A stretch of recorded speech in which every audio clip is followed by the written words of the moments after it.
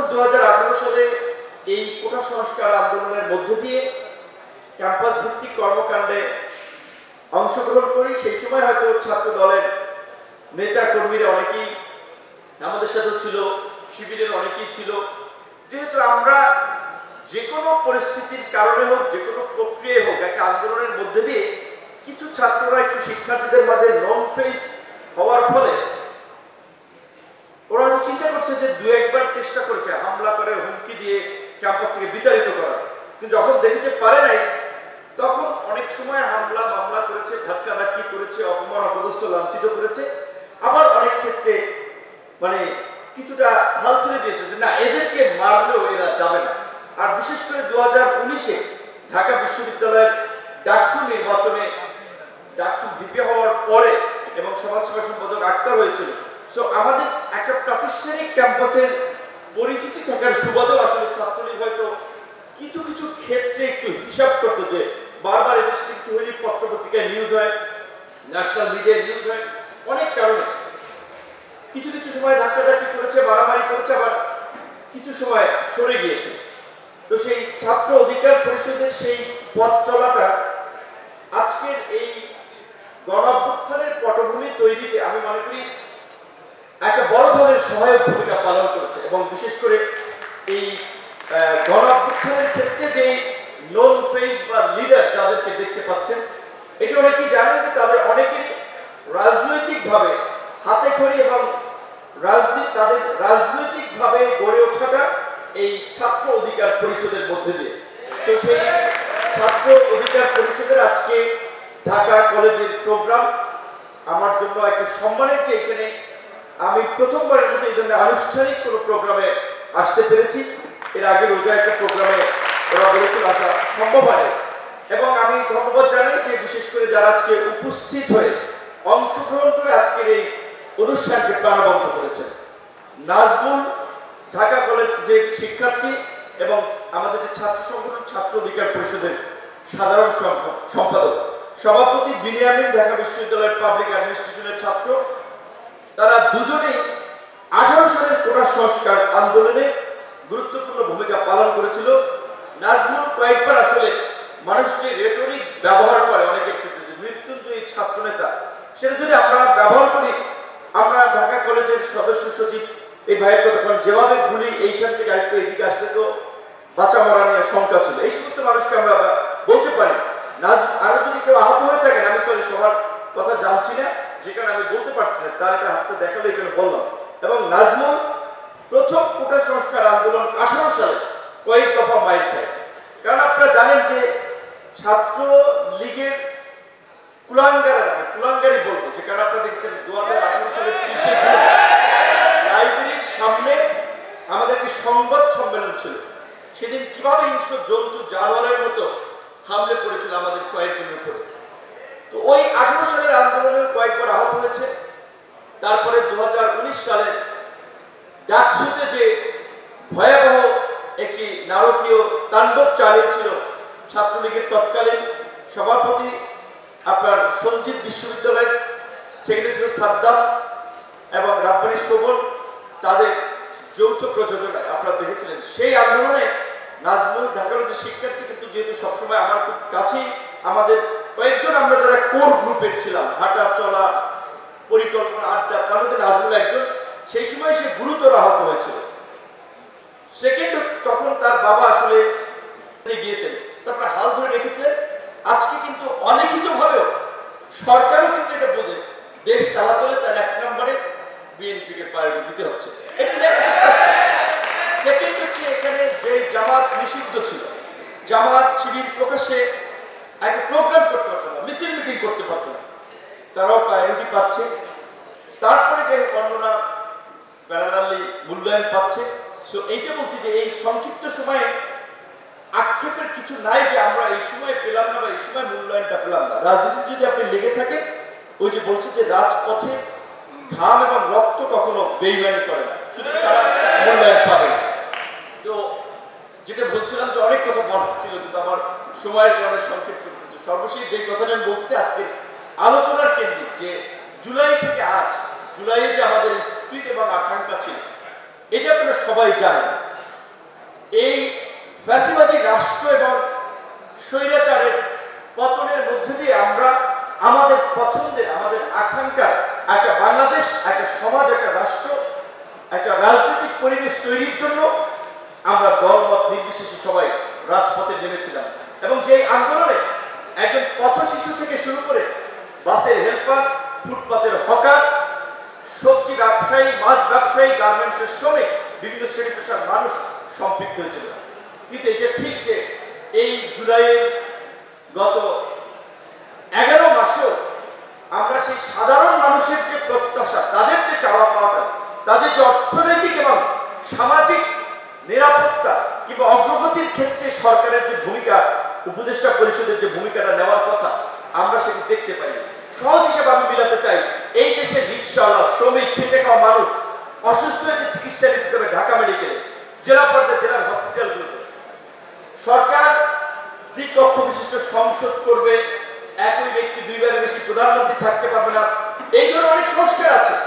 কিন্তু মানুষের যে প্রাত্যহিক এবং সাধারণ খেটে খাওয়া মানুষের সামনে যে দৃশ্যমান কিছু পরিবর্তনের সুযোগ এই সরকারের ছিল, সেটি আমরা খুব বেশি সরকারকে দেখতে পাই নাই। যে আমরা হচ্ছে হসপিটালগুলোতে যদি এটা হয়তো যে এই পরিস্থিতির পরে বাংলাদেশের হসপিটালগুলোর অন্যরকমের পরিস্থিতি, ডাক্তাররা কেয়ার দিচ্ছে, মানুষ যাওয়া মাত্রই ভর্তি হতে পারছে, চিকিৎসা পাচ্ছে, সে ধরনের পরিস্থিতি কিন্তু আমরা দেখতে পাচ্ছি না।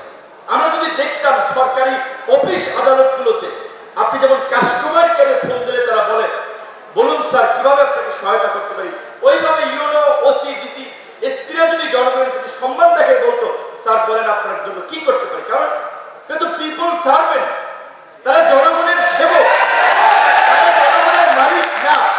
জনগণের ভ্যাট ট্যাক্সের পয়সায় তাদের বেতন হয়, গাড়ির তেল হয়, এবং জনগণের সেবা করার জন্য তারা এই সমস্ত প্রতিষ্ঠানগুলোতে বসে আছে। তো এইখানে যদি আমরা একটা ব্রেক থ্রু করতে পারতাম, মানুষ দেখতো যে এই গণঅভ্যুত্থানের পরবর্তী নোবেল লরিয়েট, আন্তর্জাতিক খ্যাতি সম্পন্ন আমাদের প্রধানমন্ত্রী ইউনূসের সরকার বাংলাদেশের এই যুগান্তকারী পরিবর্তন করেছে। দেখ, এই সমস্ত পরিবর্তন কিন্তু হয় না। এইখানে আপনারা বক্তারাও বলেছেন, আমি রাজনৈতিক নেতৃত্ব অনেক আলোচনায় যে অনেকের আলোচনায় এই হতাশার গল্পগুলো উঠে আসে, যেই কারণে আমি সর্বশেষ আমার কথাটা আমি এভাবে শেষ করতে চাই। ওই কবিতার 3টা আপনার লাইনের মতো, ওরে নবীন, ওরে আমার কাঁচা, ওরে সবুজ, ওরে অবুজ, আত্মরাদের ঘামে তুই বাঁচা। বাস্তবিক অর্থে বাংলাদেশের গত জুলাইয়ের পরে যে 50 বছরের রাজনীতি, সেটা কার্যত ফেল করেছে আমাদের রাষ্ট্র হিসেবে বাংলাদেশকে বিনির্মাণ করতে। যেই কারণে এখন রাষ্ট্র পুনর্গঠনের আলোচনা হচ্ছে, আলাপ হচ্ছে। কাজে জুলাই আপনারা যেভাবে দল মত নির্বিশেষে ফ্যাসিস্টের পতন এবং নতুন বাংলাদেশের স্বপ্ন নিয়ে আপনারা রাজপথে ঐক্যবদ্ধভাবে লড়াই করেছিলেন, আগামীর বাংলাদেশ বিনির্মাণে এই ভঙ্গুর রাষ্ট্রকে পুনর্গঠন করার জন্য আপনাদের আওয়াজটা জারি রাখতে হবে। আজকে কেন 11 মাসে কলেজ বিশ্ববিদ্যালয়গুলোতে ছাত্র সংসদ নির্বাচন হয়নি? ছাত্র সংসদ নির্বাচন যদি হতো, আপনাদের নিশ্চয়ই আপনারা জানেন, আপনাদের কলেজের ঢাকা কলেজ বাংলাদেশের প্রায় 200 বছর একটা পুরানো কলেজ, তার একটা ঐতিহ্য আছে, ইতিহাস আছে। এরকম বিভিন্ন কলেজগুলো আছে, Jessore MM college, Barishal BM college, এই সমস্ত কলেজের ছাত্র নেতারা যারা VP/GS ছিল, জাতীয় রাজনীতিতেও কিন্তু তাদের একটা অবস্থান বা গুরুত্ব তৈরি হয়েছে। আমরা বলছিলাম যে অভ্যুত্থানের পরে অন্তত ছাত্র সংসদ নির্বাচনগুলো হওয়ার মধ্যে দিয়ে শিক্ষা প্রতিষ্ঠানে একটা সুন্দর পরিবেশ তৈরি হতে পারত, ভবিষ্যৎ নেতৃত্ব তৈরি একটা ট্রেন্ড চালু হতে পারত। কিন্তু এখন পর্যন্ত কোন একটা কলেজ বিশ্ববিদ্যালয়ে ছাত্র সংসদ নির্বাচনের আওয়াজ খুব বেশি আমি দেখি নাই। জাহাঙ্গীরনগর বিশ্ববিদ্যালয়ে সবার আগে আওয়াজ দেখেছিলাম, আবার বন্ধ হয়ে গেছে। ঢাকা বিশ্ববিদ্যালয়ে তোড়জোড় করছে, বাট আমি জানি না আদৌ নির্বাচনটা হয় কিনা। আমি সর্বশেষ এই কথাটি বলতে চাই বিভিন্ন ছাত্র সংগঠনের নেতৃবৃন্দকে উদ্দেশ্য করে, এখন একটা ছাত্র সংসদ নির্বাচন হলে যারাই জিত, ভবিষ্যতেও আপনাদের সম্ভাবনা তৈরি হবে। আমি সর্বশেষ যেটা বলতে চাই, বিরোধী দলের রাজনীতি করার কারণে অনেক ছাত্র সংগঠনের নেতৃবৃন্দের বয়সের গ্যাপের কারণে তারা দেখা যায় ছাত্র সংসদ নির্বাচন হলে অনেকের সুযোগ পাবে না। যেমন আমার কথাই ধরেন, নিজের ঢোল একটু নিজে পিটাই, এই কোটা সংস্কার সত্যিকার আন্দোলনের তো আমরা ওয়ান অফ দ্য পাইওনিয়ার ছিলাম। তাহলে ওই যে বলা আছে ফুটবলের 90 মিনিট খেলার মতো 80 মিনিট আপনি যতই দৌড়াদৌড়ি করেন, যতই বল পাস করেন, কৌশলে খেলেন, শেষে যদি সারাদিন যার খোঁজ নেয় একজনে গোল দিয়ে দিতে পারে, মানুষ কিন্তু তাকে নিয়ে একটু মাতামাতি করে যে গোল আমি কিছু করার নাই। আমি নিজেও 19 জুলাই গ্রেপ্তার হয়েছিলাম এই আন্দোলনের জন্য। এই প্রেক্ষাপট তৈরিতে নাজমুলের মতো আমার সহযোগিতায় যে মোল্লা বিনিয়ামিন, এই মাসুদ, এই যে 14 জুলাই সে অফিসে যাওয়ার পথে সেও এই হামলার মধ্যে পড়ে গেছে, পিটাইছে। মোল্লা বিনিয়ামিন আমার চেয়ে বেশিবার জেল কাটছে। তার সাথে ছাত্র দলের নেতারা তো জেলে গেছে, শিবিরের লোকেরা তো জেল তাদের জন্য নিয়মিত কাজ, রুটিন কাজ হয়ে গিয়েছিল, কারণ তাদেরকে ধরে জেলে ফেলে দিত। অনেকে বলে আসছে আমাকে, ভাই মোল্লারা যে কষ্টে রাখছে, ফাঁসির ছেলে রাখছে মানসিক যন্ত্রণা দেওয়ার জন্য, যাতে ও বাইরে রাজনীতি ছেড়ে দেয়। তো এই মোল্লা বিনিয়ামিন, নাজমুল এরা না থাকলে তো আমি এই জায়গায় আসতে পারতাম না। এবং আমাদের যে স্যাক্রিফাইস, কত হামলা মামলা, সুযোগ, ডাকসুর ভিপি 28 বছর পর একটা ইলেকশন হয়েছে, সুযোগ সুবিধা রাজনীতি করলে অনেক বেনিফিট নিতে পারতাম, কিন্তু মানুষের প্রতি দায় এবং দরদের দায়বদ্ধতা থেকে আমরা লড়াইটা চালিয়ে গেছি, আমরা কোনো কম্প্রোমাইজ করি নাই। কিন্তু আমরা কি জুলাইয়ের পরে আমরা নিজেরাই বা কতটুকু মূল্যায়িত হয়েছি? আমরা বিশ্বাস করি যে আমরা রাজনীতি করতেছি, টুডে অর টুমরো আমরা মূল্যায়িত হবো। সো এই জন্য বলছি যে ছাত্র সংসদে বিরোধী দলের সাথে সম্পৃক্ত থাকায় অনেকের ছাত্র সংসদের সুযোগ না হলেও আপনাদের যে অবদান এই জুলাইয়ের কারণে জাতীয় রাজনীতিতে আপনাদের জন্য ভালো সম্মানজনক জায়গা ভবিষ্যতে তৈরি হবে। কিন্তু সবাই ছাত্র সংসদ নির্বাচনটার বিষয়ে আপনার ঐক্যবদ্ধভাবে আওয়াজ তুলুন। আজকে আমি সত্যিকার অর্থে বক্তব্য দিতে গেলে আসতে অনেক সময় ইমোশনাল হয়। যেমন ওরা এই মাসুদ 2018 সাল থেকেই আমার সাথে ছিল, নোমান, নাহিদ, এই গোপালগঞ্জ ছিল, মুজাহিদুর বাড়ি গোপালগঞ্জ, কিন্তু ওরা ছাত্র অধিকার পরিষদ করতে গোপালগঞ্জ থেকে চাপাই।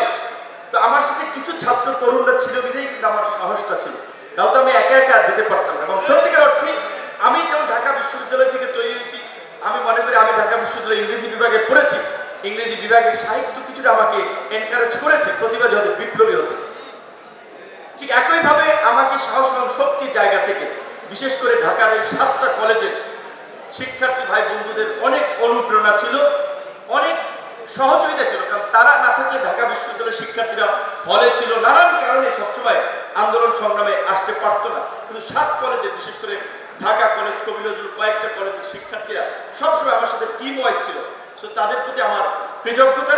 আশা করি তারা অবশ্যই ভবিষ্যতে মূল্যায়িত হবে। এবং আজকের এই অনুষ্ঠানে যারা অংশগ্রহণ করে আবারও অনুষ্ঠানকে প্রাণবন্ত করেছে, অনুষ্ঠানকে সফল এবং সার্থক করেছে, তাদের প্রতি কৃতজ্ঞতা, ধন্যবাদ।